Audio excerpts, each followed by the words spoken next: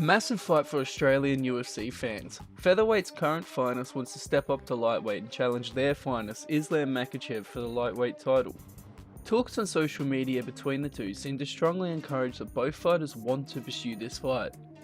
Alexander Volkanovski wants it for the double champ status, and Islam Makhachev wants it for pound #1 status. Now, as an Australian, Volkanovski is one of my favourite fighters, so I will try to sway away from my Australian bias. But this fight isn't going to be easy for either of them. People are doubting Volkanovski's ability to compete with Makhachev in his grappling, especially considering Makhachev is used to fighting in lightweight and the weight difference can be a big thing. But Volkanovski was 97 kilos or 214 pounds when playing rugby, which is obviously very different to MMA, with takedowns in rugby happening at running speeds. But Volkanovski was versing people literally the size of Brock Lesnar and was very successful back then.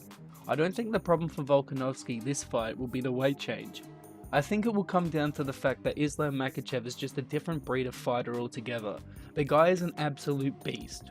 I, like many others, thought Charles Oliveira would be more of a challenge for him, but he just tore right through him. Islam Makhachev is honestly next level. Islam is insane at taking people to the ground and wearing away at them until a submission happens. In my honest opinion, with both fighters where they are in their careers right now, it's an extremely hard fight to call. I think that if the fight stops early, Islam Makhachev wins by submission, but if it does manage to go the distance, Volkanovski will win by points. It's honestly very hard to say which will happen, but I do think the early stoppage is just slightly more likely. Either way, the fight will be incredibly close and in my opinion will help solidify who is the current GOAT on the UFC roster.